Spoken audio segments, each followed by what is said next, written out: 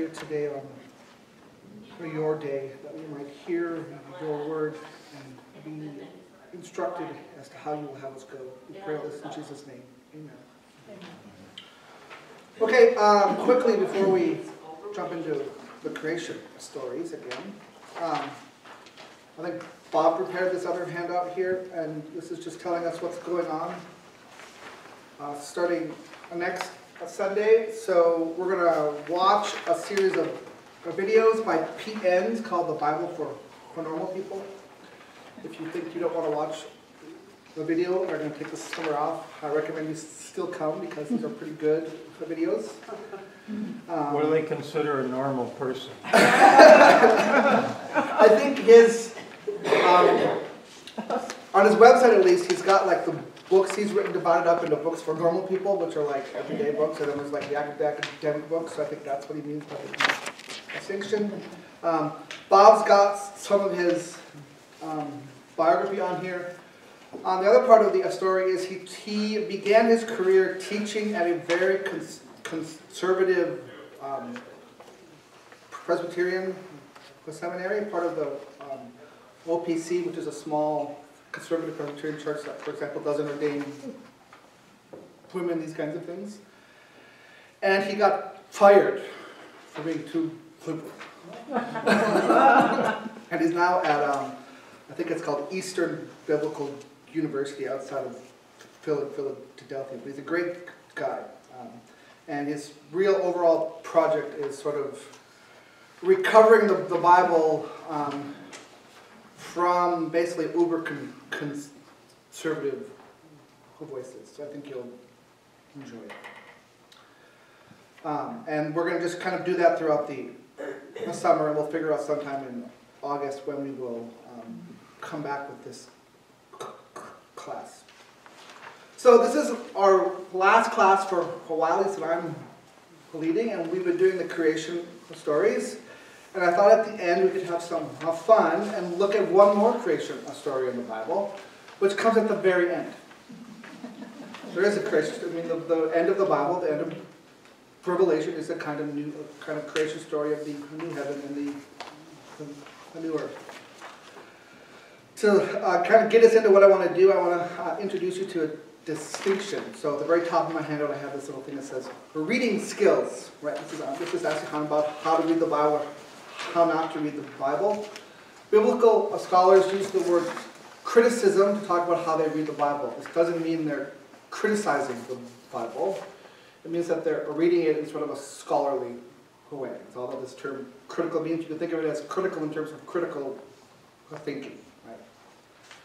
But there's different kinds of criticism. The one we've been doing a lot of in this class is called historical. So what are we doing? We're trying to understand the Bible the best that we can, the way that the authors intended it, the original audience would have heard it. So if we're going to talk about Jesus' parables, for example, how would Jesus' audience have understood them, right, in their culture? How would the authors who wrote them down have understood what they were doing and why they were sort of telling the story in the way they were telling, these kinds of things. Another form of this is called canonical criticism, which is we try to read the Bible as a whole.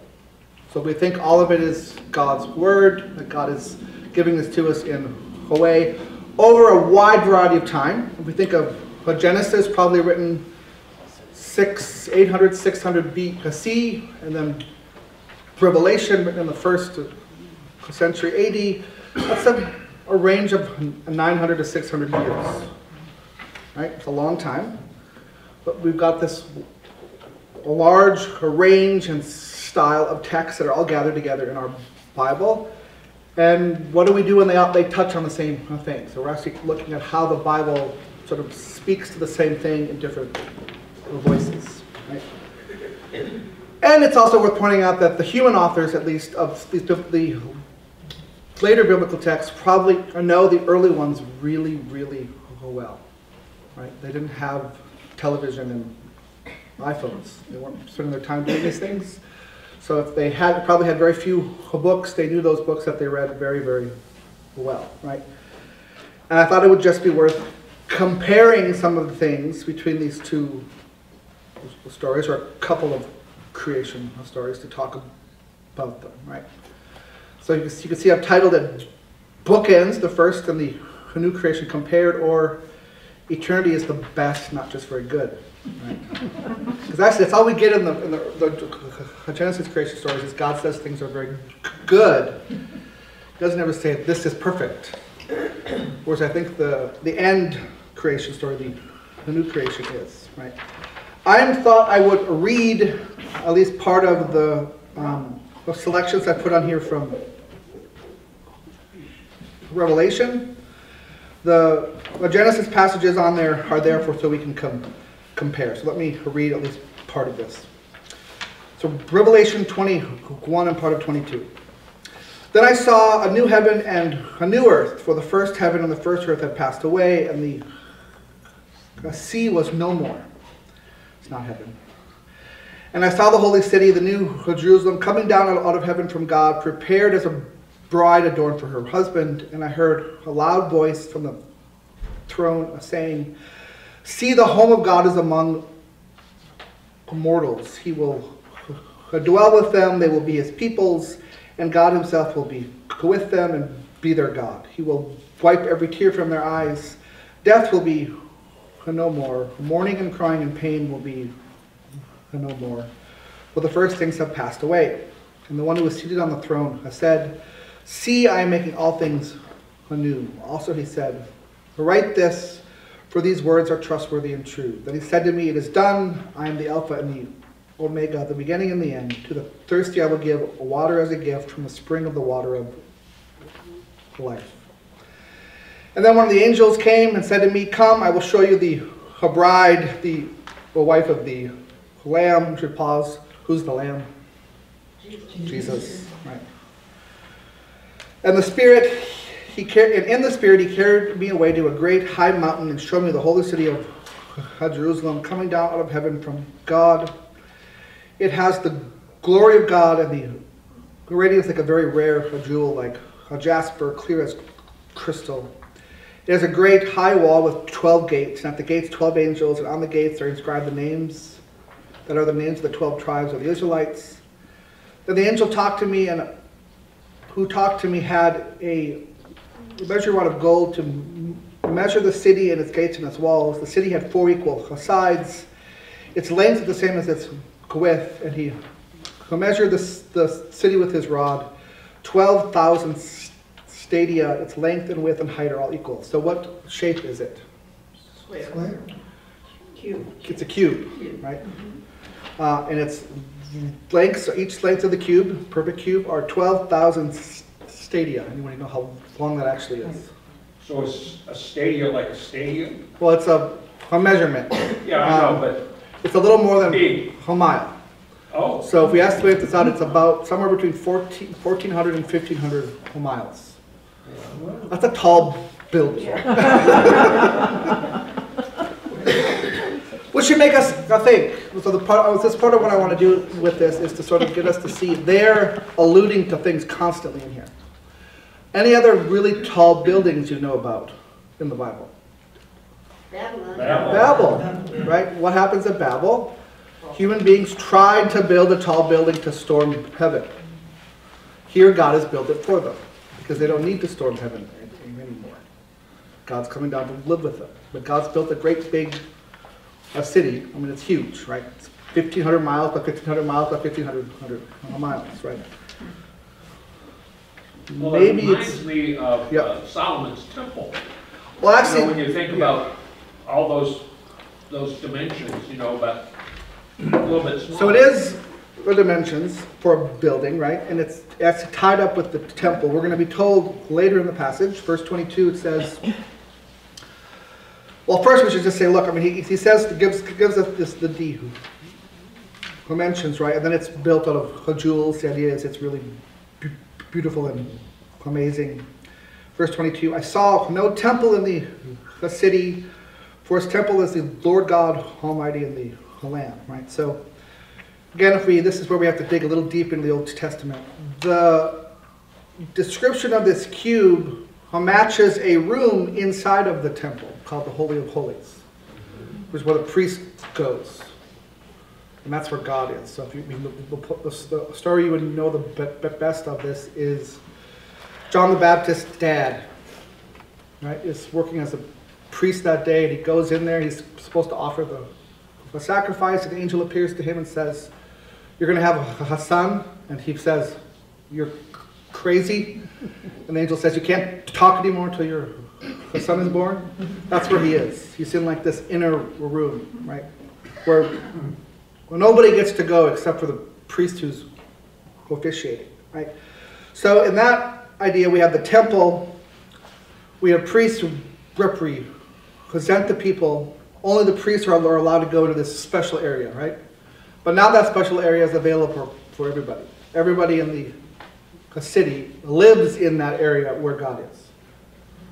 See what the connection that's being made, right? There's no need for a sun or a moon because the glory of God is its light and its lamp is the Lamb. The nations will walk by its light. The kings of the earth will bring their glory into it. Its gates will never be shut by day. There will be no night there.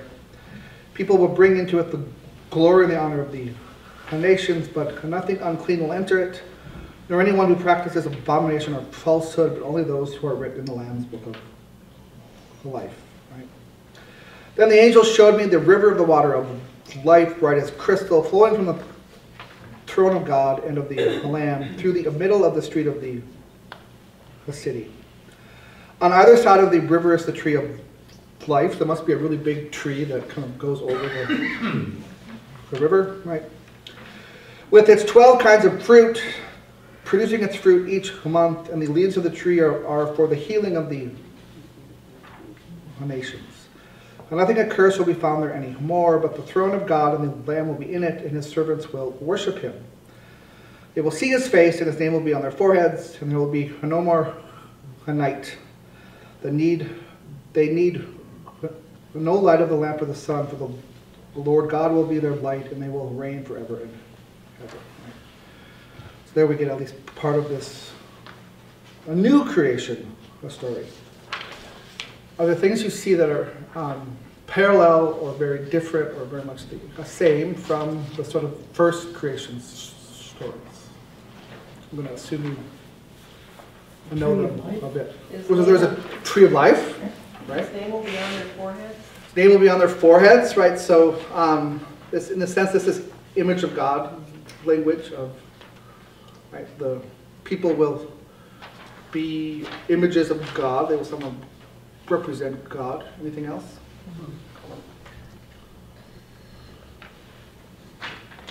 Well, the concept of Eden being perfect is equated to this place of being perfect. Right. And what are the differences there between this place and Eden? Because there's actually a bunch of them. Well, The waters were first, and here there is no water. Well, there's water. There's not a sea. No sea, sorry. But that's an important part. Yeah. Till we even answer. Put a lot of fishermen out of business. Right. Well, the one difference is there's no serpent. There's no serpent, right? So it actually says nothing, a couple tells us at least twice, nothing unclean can enter it. Right? That's our first hint that Eden's not perfect. Bad stuff can sneak in. Right? So we've all been kind of told a story that everything was perfect, and then it got screwed up. It's actually not so much perfect as on its way to being perfected, and things get interrupted. Right? This is here God, in a sense, completing what was supposed to happen initially. Right? Hal brought up a sea, so I have made a joke on here several times about it can't be heaven if there isn't a sea. But again, we should ask, why? Why is there not a sea? It's always represented darkness, Right. Satan. So think of the first creation story. It's right there on the bottom of the first page, right? So I didn't put all of chapter 1 on there. I want to talk about the humans. But if you go to the very beginning of chapter 1, it talks about the Spirit of God hovering over the waters. It's about verse 2 or 3. And it says the earth was formless and void, right? The idea is there's just waters, but it's chaotic, without form, without order, right? And God begins to give these things order by dividing the sea, right, and all these sorts of things. But the sea is still this sort of source of chaos. So it's where bad things come from. So in Israel's own mind, I think I've said this to you before, one is where the Philistines come from. They come from the sea. They're sea people, right? So the Romans oftentimes came by a sea. So their enemies come by a sea. The sea is chaotic, right?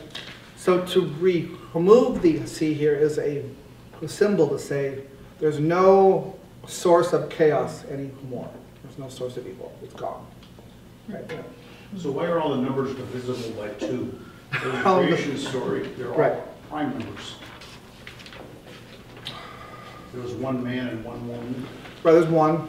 and so, but it wasn't, you go through the whole story, Yeah. the creation story, all prime numbers, 1, 3, 7, 7 days. I don't know why that would be. Other than, I mean, the numbers in this story, I mean, I just told you the dimensions of the city. They're ridiculously large. Right? I mean, this is a city that's, I mean, to put it in perspective, the largest city they would have known at the time was Babylon. And the walls of Babylon are 9 miles in circumference. This one is, just the square part is 1,400 to 1,500 miles each way. It's preposterous. Right? I mean, if you think Jerusalem's in the middle, the bottom corner is the tip of Saudi Arabia. The top corner is like in Macedonia. I mean, it's huge, right? It's depicting grandeur symbolically. It's probably not meant to be taken literally, right? Even we're told the streets are paved with gold, pure gold, so pure that it's clear. Right? Who's actually worked with gold at all? This is a stupid move, right? Gold is really soft. If it's absolutely pure, like it's going to bend when you step on it, right? I mean, it's not a good building material, right? But where is gold used? Gold is used on the temple, so the temple gates would have had gold on them. You got in the temple, there would have been gold everywhere. I mean, the idea is this is a temple, right? But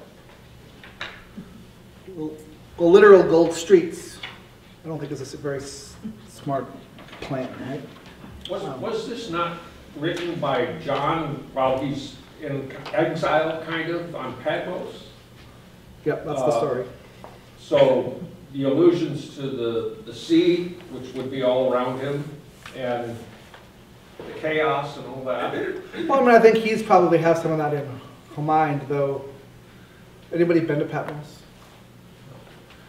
You've ever been to any sort of the Greek islands in that area? Anyone? It's like the best place in the whole world. It's beautiful. It's beautiful, and I mean, in contemporary Greece, there's islands like Santorini, which is basically their version of Vegas. This is where the pious people go. They go to Patmos, right? Still, but it's a beautiful island. I wouldn't really be complaining if I was exiled there. But I think the sea reference is to. I mean, the first creation story is very much in his whole mind. You're supposed to think about it, right? There's all kinds of things here like that, right? So we brought up the tree of life. And why do they get? Go ahead. Hazel would always say Yeah. Yeah. that this was kind of a dream, that he's writing down, but it's also like a play that is being played out to kind of behind the backs of the Romans, Right. trying to explain how things really are, but I mean, I think that's definitely a good way to think about it. Think about it as it's a play, it's a vision. The problem that we all have is we're not in on all the idioms and Right. allusions Right. in this play. Whereas John's initial readers, they would have made these pick them all up. connections. We're the ones who don't always make them, right? I mean, but we should unpack some things like the tree of life, right? So why do Adam and Eve get kicked out of the garden? Eating from the tree of knowledge. They ate from the tree of knowledge. So if you turn my handout over, I've got Genesis, parts of Genesis 1 through 3. At the very bottom, chapter 3, verse 20, it says something like, and the Adam named his wife Eve. I think you asked this the other day. Why is Eve called Eve? Her name means to give life. Right. And verse 22, then God said, see the humans, literally it says, the Adam has become like one of us, knowing good and evil. And now they might reach out their hands and also take from the tree of life and eat and live forever. Therefore God kicks them out. So the reason he kicks them out is they're not ready to eat from the tree. But now in the first story, they can't. Right, there's a big, huge tree. It spans a whole river. It's got different fruit on it every. Come on, eat up. Right? Well, and the tree in the New Jerusalem heals. Yeah. And that's happened. There's several trees here that are talked about. They heal, right? You know, the nations are going to be healed. I mean, it's, in a sense, this is a story of you human beings have made a mess of things. God says, now I'm going to fix it. Here's how it's going to happen. Right? I mean, it's this line in here of, where is it? Something about eating from a tree and it heals the nations. I'm not finding it. Yeah. But I mean, even that's interesting. It's not everybody now becoming this great big homogeneous blob. There's still the different nations and these sort of identities, but everybody's healed. So there's a sense here of unity, but not like a unity in which everybody's the same. I noticed where you were just talking about the healing of the nations is 22 verse 2. There it is. Healing meaning joining peace, or does it mean physical healing? I think it's all of it. Oh, I mean, part of this is eating from the tree here. I mean, the idea is, why are Adam and Eve kicked out? Because if they eat from that tree, they'll live forever. But they're not ready to live forever yet. It's kind of the idea. Right? Whereas these people are. Right? I mean, the idea is Adam and Eve have all kinds of language. They've sinned, they've gone astray, right? But the real issue is they're now acting as independent, autonomous agents. Like, we get to decide what's right and wrong, rather than following God. And so living forever will be a problem if that's the state they're going to live in. Right? Human beings need to be educated before they're ready to live forever.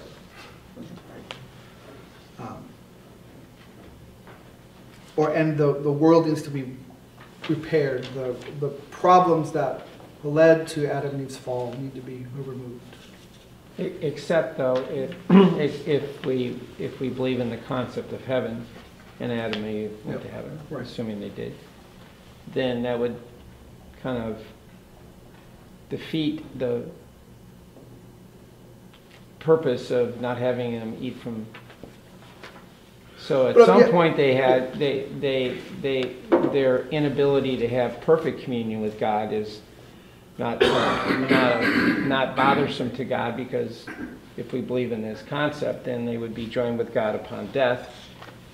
So it's a little interesting to me that we get to this point, and now these people automatically, they don't automatically, but because history's past. Right. So at some point, do we achieve globally a relationship with God that allows us to go here? So that is actually the old, I mean, we can really get into this sort of end times and stuff. Prior to the world wars,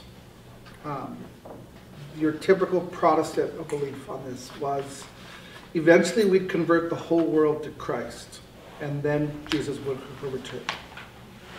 So the actual idea was, we're going to send missionaries out everywhere. everybody's going to become Christian. There'll be world peace. And this is what's going to happen. So there's a magazine called the Christian Century. It's now kind of a mainline Christian magazine. Its first issue was published in 1899.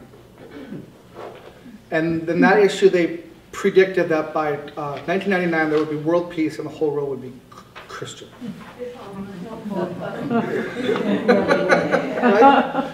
So, I mean, actually, so this is the view, this is what would happen. And so all of the sort of like end times left behind stuff, that wasn't really in anybody's imagination. And then World War I and World War II happened. And the Christian part of the world basically ate itself alive. Right? And it collapsed. And, you know, a non-Christian world basically asserted its independence. So this is when all these nations that have been conquered by Europe asserted their independence. Right? So this idea that what we would have at the end of the 20th century was world peace under a very Western Christian idea was completely obliterated. Right? And that actually gives rise to thinking about things like, well, actually there's going to be an apocalypse and God's going to destroy it all, and right, you come up with an alternative idea, right? The problem with both of those sort of theories of thinking about it is they're probably both taking what's meant to be highly symbolic language overly literal, right? But I do think what's happening here, I mean, even, so you brought up the idea of heaven, Tim. I mean, you ask anybody on the street, like, what happens to you when you die, where's heaven, and they're going to talk about going up, right? Notice that is not what is happening. We don't go up to heaven. Heaven comes down to us. This is the best biblical image, right? And I mean, the key sort of verses here are this, that's why I put it in italics, it's God speaking. It's actually God only speaks 2 times in the whole book of Revelation here, and at the very beginning in chapter 1. And when we say, see the home of God is among mortals, he will dwell with them, they will be his people. I mean, so God's coming to live with us, not God taking us away. Right? And I mean, I personally think that the way to read this, the new creation, isn't God like kind of destroying the first one, it's God perfecting the first one. Right? And again, if we think of what Adam and Eve's task was supposed to be in the creation stories, their task was what? I mean, they're told to, that's actually right at the bottom here, right?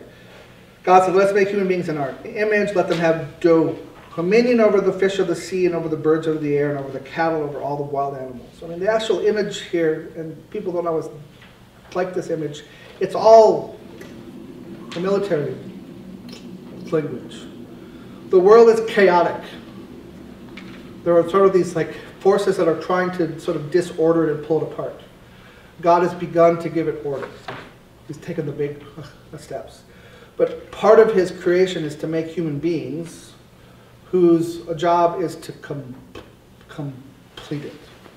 Right? So it's not like we get to day 6 or day 7 and God says, I'm done, I'm going to take a break. Right? It's, and now I can hand it over to you humans. You're now in charge. What do they do? Instead, they say, we're not going to work for you, we're going to work for ourselves. Right? And here, I mean, God is saying, look, I'm going to make this right. I'm going to make it perfect. Right? And now you all get to be part of it. But it isn't, I mean, it's really this sort of, we're operating with these ideas of we're going to die, we're going to go up to heaven, we're going to be spirits. This is not the biblical view at all. It's heaven comes down, the world is still physical, material, so are we. Right? I think we don't want this because, excuse me, we like the idea of being spirits that don't have all the problems that our bodies have. Right? But the biblical vision is asking this will all be perfected, these problems will go away. So someone asked about, is this physical healing or what? It's also physical. How? Yeah, where are the souls that have died already? Where are the souls that have died already? Taking a nap somewhere? Or? Show. Oh my. So there's a bunch of theories on this. First I'll point out they're all theories because the Bible doesn't answer this question. It just doesn't. Right? Isn't that the Catholic Purgatory? So I was going to come to that. So one way to think of, this is a question we ask, and why do we ask it? Because we've all had loved ones die, and we might be getting to the point where we're going to die, and we're asking, well, what's going to happen, right? And the idea that we just get snuffed out doesn't give us much comfort, right? Also doesn't seem to be a biblical idea, right? So we've come up with ideas of what happens, right? But I think the first thing worth pointing out is our popular idea of heaven is we die and we go to heaven. Great, why do we need a resurrection then? Let's just toss it. Because if we're already there, we don't need this. So the first thing worth pointing out, the one thing the Bible does say pretty clearly, I think, is if the body and the soul can be pulled apart, it's not a natural. Not a positive thing. Bodies and souls are supposed to be together, not pulled apart. Right? So maybe they do go somewhere to some kind of holding room. Right? There's a way to think of people are at peace there, but there is this clear idea of a general resurrection, which everybody gets a body again. Right? I thought I heard Yep. one person espouse on it, and they said that the spirit joins God, and then later, after Jesus has come, then everyone has their resurrection bodies. I don't know, but you just mentioned that it would be unnatural to split the soul from the body. So, well, but perhaps that's part of the consequence of the fall, is that these things can come apart. Right? I just want to point out there actually isn't anything spoken to this directly, right? The two little stories we get that I can think off the top of my head is one is Saul dies, King Saul. No, not Saul. Nathan the prophet, and Saul goes to the witch of Endor and has her do a seance to get him back, right? There's no indication it's actually Nathan's spirit that's come back. It could well be a demon. But there is this idea of some kind of evil spirit that's there. That's one. The other one is the story of Lazarus and the rich man, where we get two people who have died, and they're with Abraham somewhere, right? But most scholars think this is Jesus telling a parable, not actually telling us what the afterworld is actually like. It's actually better referred to as Jesus is basically tapping into a St. Peter at the pearly gates style joke, when he's actually depicting what the afterlife is like, right? This is the Bible's depiction of the afterlife. There's a new creation. You've got a body. You've got to eat fruit from a tree. Bob had one first, and then we'll come. Yep. In one of the Gospels, Jesus tells the robber next to him that the robber will meet him in paradise. Right. So where's paradise? Right. What was that? Is Jesus? Jesus says, "Today you'll be with me in paradise." Today, well, yeah. Where is Jesus? Right? I mean, it's. And what does temporal language mean in reference to a death? I mean, it all becomes metaphorical really quickly. Seems to be a time warp there. Right. This is the issue. There's just temporal problems. Right. So you asked something earlier about what the question I initially asked was what happens. John Calvin thought that basically you went to sleep, so a soul went to sleep, and you would wake up on the resurrection day, and it would be like no time had passed. So if you died in 500 BC or June 3rd, 2022, right? The same thing would happen for you. I'm losing my name tag. And that's kind of the idea. That's one possibility. Another possibility is we do go to some place to be with God in some sort of spiritual state. I just want to point out, again, the Bible doesn't really talk about this. We have lots of ideas, right? There's thousands of people that say they've gone through a death Right. and then came back, right? And if you read a lot of those stories, supposedly they have gone through the tunnels and all that stuff and have found their family or whatever. So that would assume that if there is a holding pattern, that maybe their families are there and they're going that far. I just sort of wonder where you feel about those other stories. On questions of what happens to us when we die, I confess I am completely agnostic, because the Bible doesn't tell us. It tells us this. There's going to be a general resurrection, and people will have bodies again, and that's the idea. Right? What happens in the intermediate state? Just not. I mean, it's kind of like God saying, "Don't worry about it. I've got to take care of it." Trust I me. like that phrase, don't Yeah. worry about it, I Yeah. gotta take care of it. I think it's all very personal. Yeah. I don't know how many people in here have had a loved one die and then you've had an experience with them after they've passed. I have. So that kind of is a foundation for my belief in life after death. I had a professor in seminary, and I think this is the idea that I'm most comfortable with, though I'm very agnostic.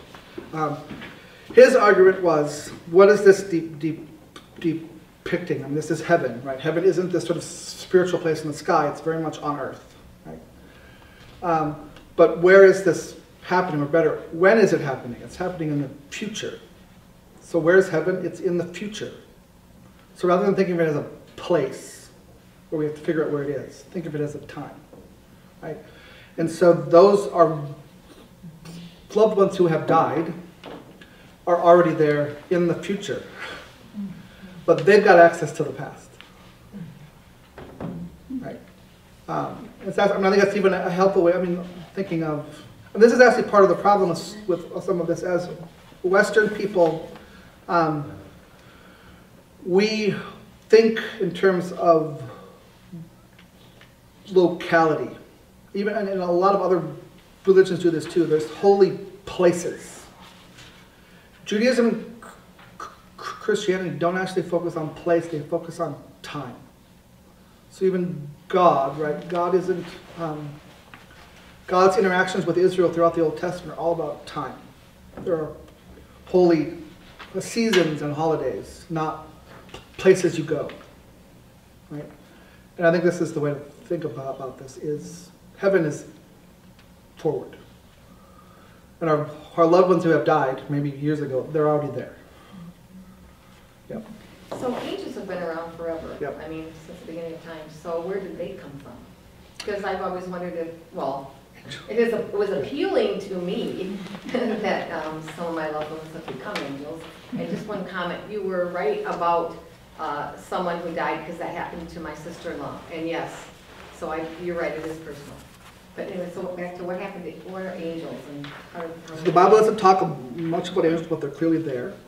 They're not human beings. They're spiritual creatures. The very word in both Greek and Hebrew means a messenger. So they're intermediary figures that God says, hey, go do this for me. Right? Now, does God need intermediary figures? Right? But we definitely have the Bible talking about them. So there does seem to be these other spiritual creatures, right? Are they eternal? Technically, no, because they have a beginning. God makes them. The idea is they don't die. So they don't end, but they do start, right? When the Bible does talk about angels in relation with human beings, it said human beings are greater. So our loved ones don't become angels, rather the angels serve us, right? And they're happy to do so, right? My takeaway on angels, if I can summarize it in a sentence or two, is the Bible clearly asserts there are spiritual creatures. We would do well to acknowledge that. It also gives us very little data about them. So we should be careful to sort of build a whole system, which people have. I mean, there are like hierarchies of their books like this thick about all the, and I'm like, you have like maybe 40, 50 verses in the Bible total that talk about this, right? Movies. It's a Wonderful Life,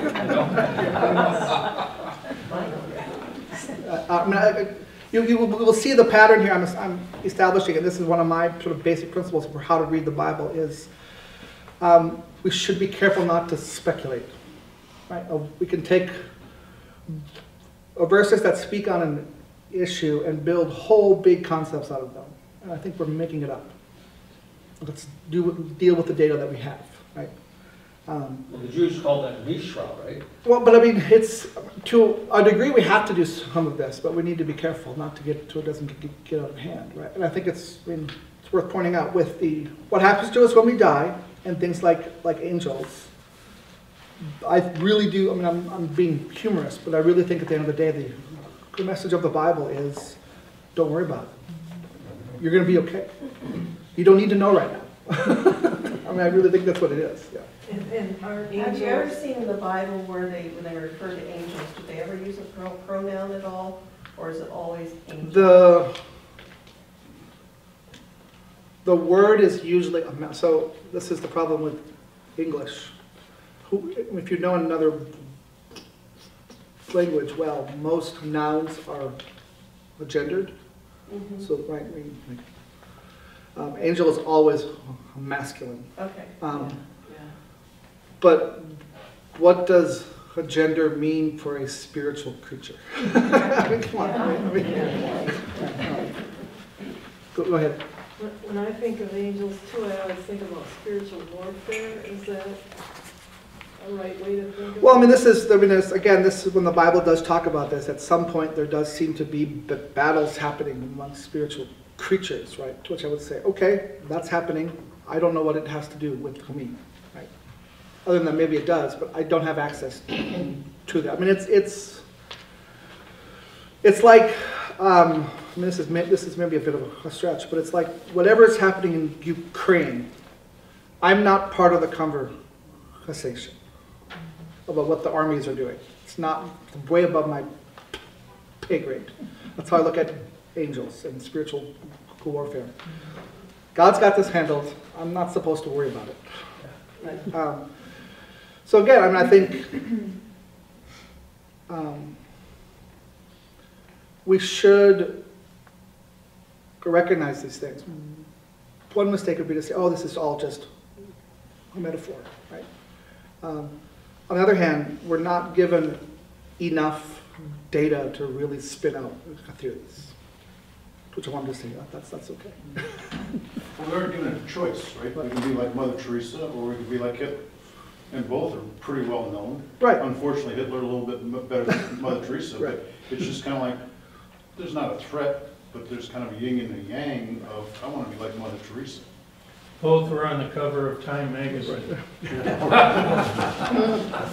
Well, and I think this is some of the danger about speculating about angels and demons and all this stuff too much is they take over. Like everything that happens to me is somehow the cause of these spiritual forces. And I'll be like, I think most stuff that happens to me is my fault. Right? I mean, that's usually where it lies. So,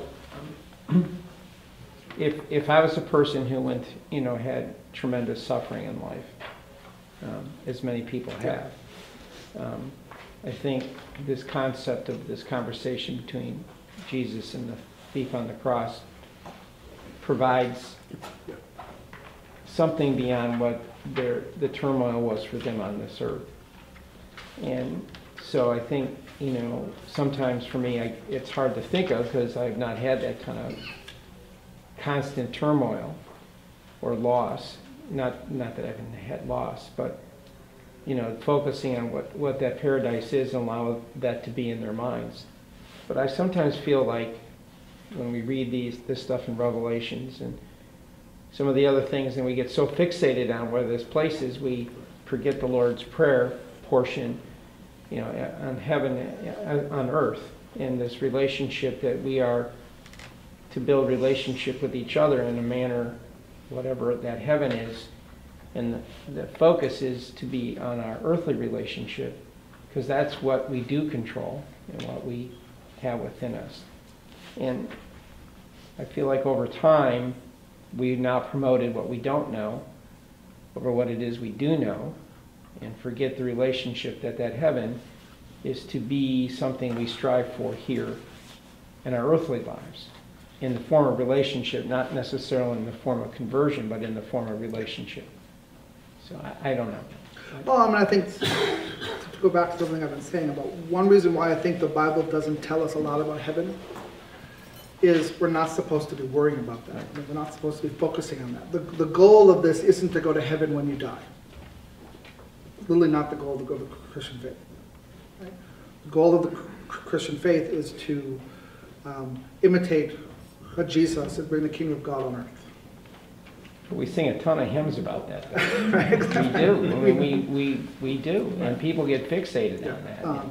I mean, I think the allusions to heaven and things like these passages in Revelation, they're about hope. It's, you're going to be okay. Like, I'm in control, God is saying. It's going to turn out all right in the end. In the meantime, do what you're supposed to be doing, right? Which is, as you say, it's. I like the language of the kingdom of God because it gets us out of the evangelism language, where it's all about getting converts for Christ, right? I'm sure that's part of the goal, but it's actually not how Jesus or the disciples or the early church proceeded. What did they go and do? They went and helped the people. They went around and healed people and served them, right? And if people, as a result of that, followed Jesus, great. And he left us plenty of information on what he expects of us. Right. That's where the Bible got its name. That's instruction before leaving earth. And even those instructions, they're not, I mean, I think we've been quietly taught to read them as a threat. Even the passages here, like, if your name's down in the book of life, right? But I don't think they're a threat. They're not like, do this or you're in trouble. It's, if you want to flourish, live like this. Right? It's, I mean, it's like, you know, if you want to be healthy, you got to eat more than pizza and hamburgers. Right? It's kind of like, I mean, this is the idea, really. It's not a threat of, I'm going to be angry at you if you don't do this. It's, this is what I created you for.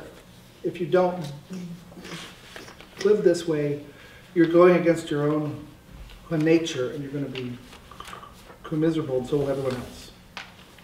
That's what's happening here. Everything is in order. Everything God created is doing what God created it to do. What's the consequence? Perfection. Death is gone. The suffering is gone. All of these things. Tim. Sorry, I'm speaking No. too much. So in the last book that C.S. Lewis writes in the Chronicles of Narnia, there's this tent. Yep.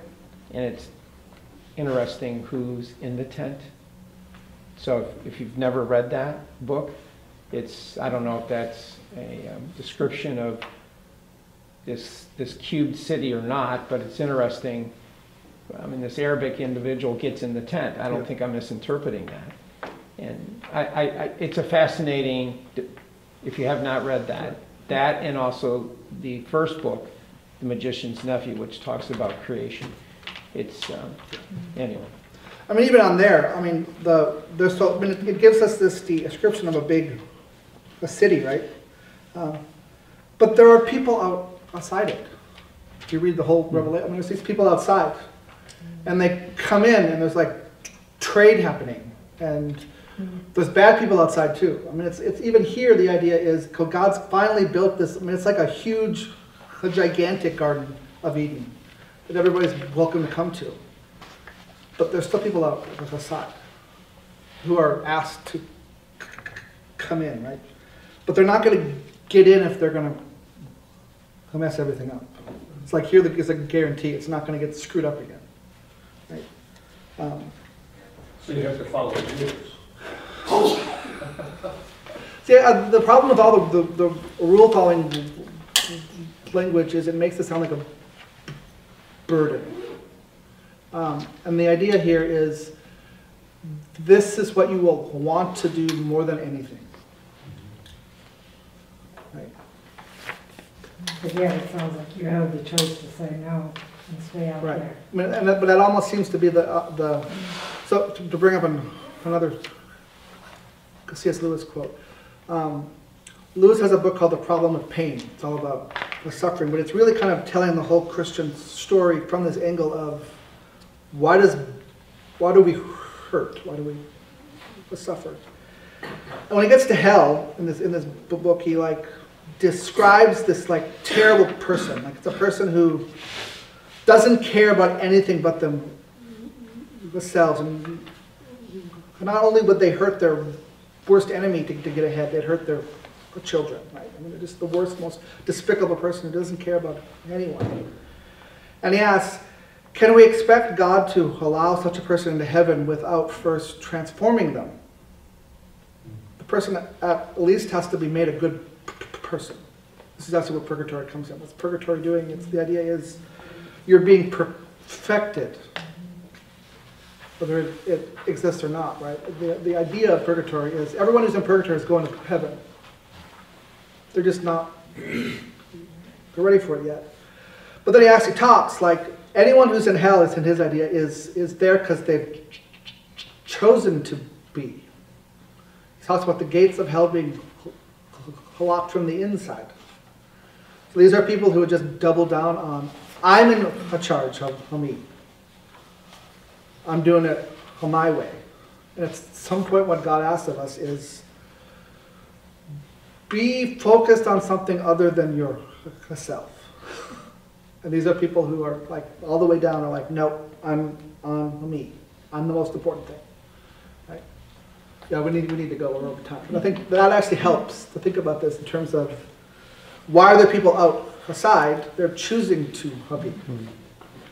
And God's got this invitation of come.